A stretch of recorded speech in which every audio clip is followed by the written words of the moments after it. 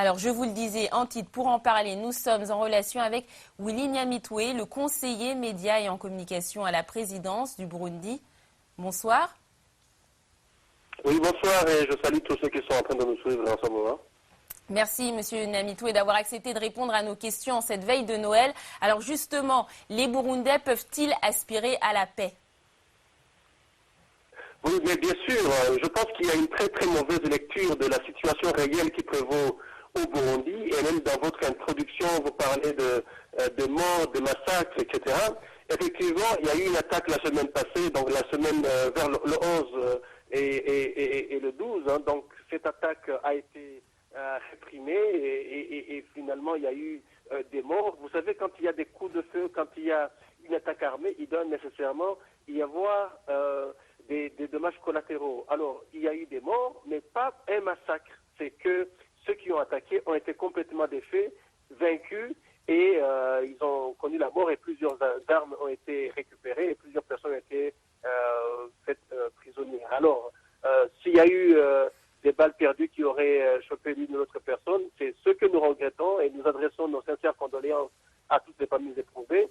Mais il faut comprendre que nous avons connu plusieurs attaques du genre au mois de janvier, début janvier, à partir de la RDC, au mois de juillet, à partir du Rwanda, et la tentative de coup d'État et l'attaque du 11 décembre dernier. Donc, il faut comprendre que quand il y a des morts, ce n'est pas un massacre, c'est que c'est des personnes qui meurent sur le champ de bataille.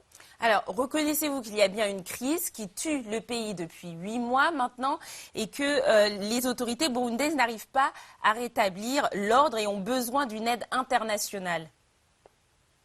Les autorités burundaises ont plutôt démontré qu'elles sont capables de rétablir l'ordre, même quand il y a des attaques. On n'a jamais passé plus de 2 jours avant de vaincre l'ennemi. Au mois de janvier, ceux qui ont attaqué à partir de la RDC, il a fallu 2 jours pour les vaincre et les défaire complètement. Même ceux qui ont attaqué à partir du Rwanda, il a fallu 2 jours. Alors, ceux qui ont attaqué le 11 dernier, il a fallu quelques heures.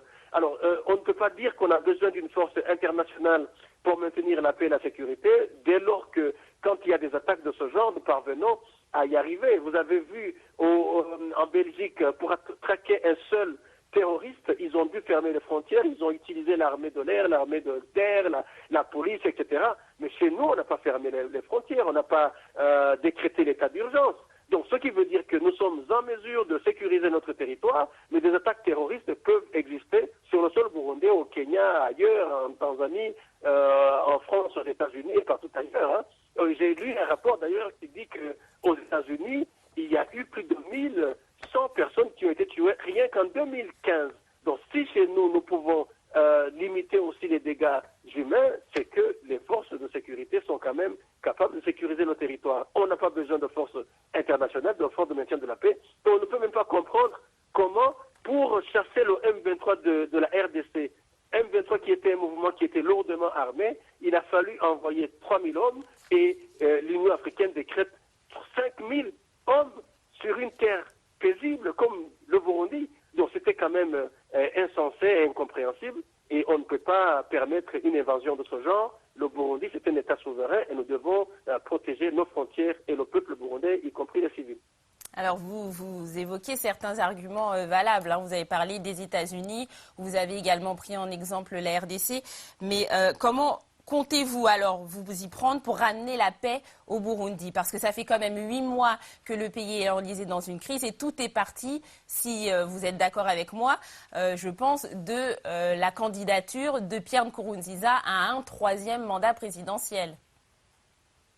C'est faux et archi-faux. Les gens pensent prennent pour référence la candidature du président Nkurunziza. Mais est-ce que quand il y a eu l'attaque du début janvier, le 31 décembre, la nuit du 31 décembre vers le 1er janvier, eh bien, vous comprenez que c'était longtemps avant la candidature et on ne peut pas aujourd'hui dire que la crise sécuritaire vient de passer 8 mois, elle vient de durer plutôt plus d'une année.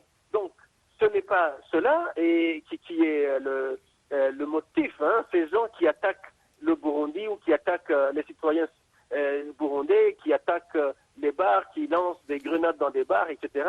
C'est pas parce qu'il y a la candidature du président Pierre Nkurunziza. On ne va pas attaquer à l'aveuglette de paisibles citoyens qui sont en train de siroter leur bière dans un bar, comme si on attaquait le président Nkurunziza. Donc c'est une fausse lecture de la part de certains médias et de la communauté internationale. Et j'invite tout le monde, toutes les personnes qui voudraient connaître la véritable situation au Burundi, à visiter le Burundi, à voir combien nous sommes en paix, plutôt que des gens qui continuent à mentir qu'il y aurait un génocide en préparation ou un génocide en cours. Mais il n'y a pas de génocide. Les Burundais, toutes ethnies confondues, sont là, sauf ceux qui ont fui le Burundi, qui continuent à propager des rumeurs et des mensonges. Alors pour vous, il n'y a pas eu d'aggravement de la situation depuis le mois d'avril? Tout est aujourd'hui, tout est pareil qu'au mois de janvier l'année dernière, ou tout est pareil que l'année dernière à la même époque, au mois de décembre? Le point culminant, c'était la tentative de coup d'État. Le point, ça montre que les gens avaient l'intention de déstabiliser les institutions élues par le peuple burundais. Nous avons traversé cette période de dures épreuves. Et maintenant, la situation revient au calme, la situation se normalise de plus en plus. En ville, il y a des embouteillages partout, tous les magasins sont ouverts, les vols viennent sur Bujumbura, tous les commerces ouvrent. Alors ce n'est pas maintenant que tout redevient normal qu'on va continuer à dire que la situation est alarmante. Il fut un temps, madame, où les gens n'allaient même pas au travail. Il fut un temps où les enfants n'allaient pas à l'école. Il fut un temps où les gens brûlaient même des individus dans les rues. Alors maintenant, cela ne se passe pas. Il n'y a que quelques personnes qui se comportent comme des terroristes, qui tuent et mutilent des cadavres, les jettent dans la rue, les photographient et envoient sur les réseaux sociaux pour dire que ça brûle. Mais le gouvernement du Burundi est dans une phase de désarmement intensif.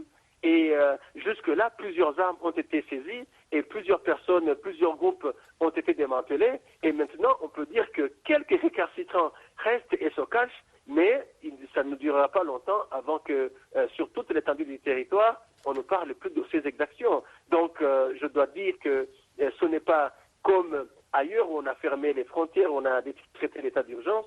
Nous sommes quand même un État qui parvient à se stabiliser, à stabiliser la sécurité et que les biens, les personnes peuvent circuler librement. Et ce n'est pas en ce moment où on a déjà trouvé des solutions à nos problèmes qu'on va continuer à chanter qu'il y a un génocide en préparation ou un génocide en cours. C'est faux, archi faux, mais c'est propagé par ces individus mêmes qui voudraient que le Burundi retombe ou replonge dans les affres du passé. D'accord. Alors, dernière question, Monsieur Nyamitwe. Le gouvernement a bien participé au pourparlers de paix en Ouganda la semaine prochaine? Ce n'est pas des pourparlers, c'est un dialogue. Les gens confondent cela avec négociation. Il n'y a pas belligérance. Mais il y a que toutes les parties qui avaient été conviées au dialogue quand le président Yoweri Kaguta Museveni était au Burundi, avant les élections, eh bien toutes ces parties-là sont conviées à ce dialogue à Kampala. Le gouvernement qui a montré sa bonne foi d'ouvrir la porte de dialogue et ne la fermera jamais, et a mis en place une commission qui est chargée de gérer toutes ces questions en rapport avec le dialogue, ne peut pas s'absenter à ce grand rendez-vous. Donc le gouvernement va se mettre avec tous les partis politiques agréés, il y en a 43 au pays, les organisations de la société civile, les confessions religieuses, toutes les personnes qui voudraient, uniquement celles qui ne sont pas poursuivies par la justice, comme le dit la résolution 2248 du Conseil de sécurité des Nations Unies. Merci, Monsieur Willy Nyamitwe, d'avoir accepté de répondre à nos questions. Je rappelle que vous êtes conseiller média en communication auprès du président du Burundi, Pierre Nkurunziza. C'est moi qui vous remercie. Au revoir, madame. Au revoir, monsieur.